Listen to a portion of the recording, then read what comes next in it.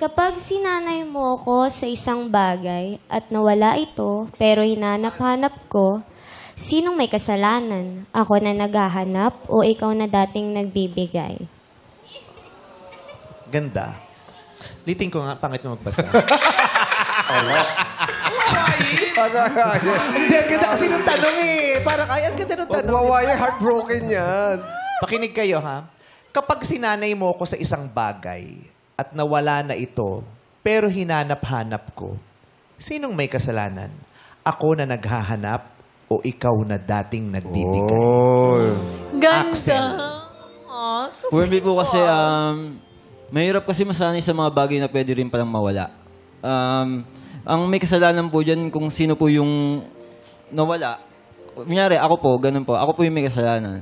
Kasi, ano po ulit yung tanong? Huwag ka nang mauulit na babalik. Ito nang gagigigil si Axel, ha? Sarap-sarap tapakan nito. Andun na siya Sarap tapakan. Tama na Total pedestrian lane yung damit mo. Tatapakan ko ito mamaya. Pag... Sino daw ba yung yung may kasalanan? Yung Sinabi niya naghahanap? siya. Sino may kasalanan? Ikaw na nagpunta rito o yung humanap sa'yo? Nasaan ba yung tubo? Andun ka ni. Tama na yung sinasagot mo, Axel. ikaw Sabi na mo, ikaw yung may Andun ka na eh. kasalanan. Tapos, bakit? Kami ng bahala. Kausapin mo itong kapatid mo. Naging kami ng bahala. Nasaan? I-BP mo ito. I-BP. I-BP niya, pero ito yung ilagay yung BP niya. Mag-usap kayo, Axel. So, ano na, Axel? Alam mo ba, gusto mo bang ulitin yung tanong? Ate Ann, kasi Ano na? po talaga, yung may kasalanan po kasi talaga. Yung ano po. Ikaw ang may kasalanan. Opo, ako po. Tale as Okay na po yun. old as time. Grabe.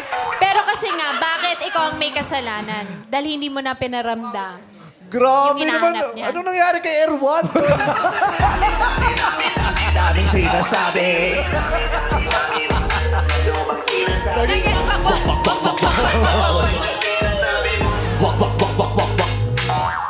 Hindi na kasi sila nagsiselebrate ng monthsary. Kaya nagse-celebrate ka ba ng death anniversary nyo? Hindi.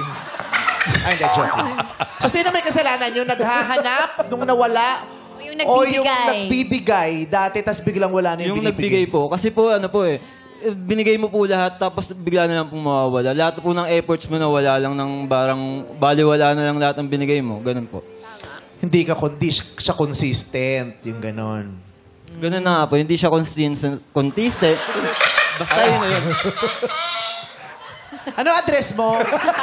Pretend po. Bakit? Binatanong. Yung magulang ang gusto kong Hindi siya consistent.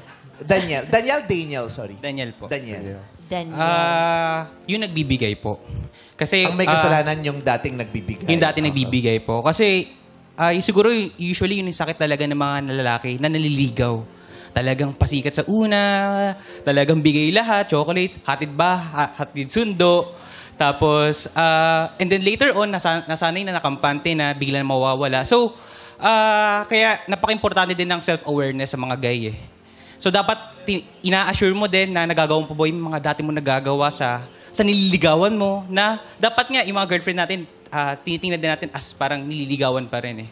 So, for me, yung nagbibigay talaga, so dapat be consistent talaga. Oh, pinariringgan mo ba si Derek? Grabe. Kumamot na lang si Derek. Jam!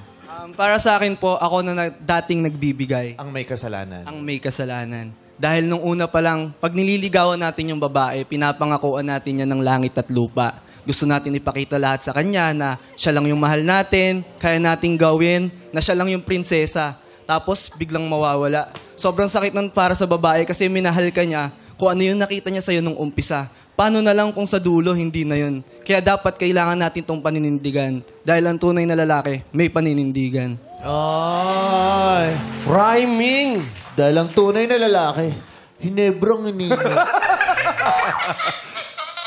Kasi yung ano talaga, yung panliligaw, dapat yung nagpapakilala ka, hindi yung nang bubudol ka. So pag naliligaw, pinapakita mo yung totoong ikaw, hindi yung hindi ikaw nang bubudol ka lang. Sinong bibigyan mong green flag? Si Jam po. Ano bang sinabi ni Jam? Dapat sa lalaki may paninindigan. Oh!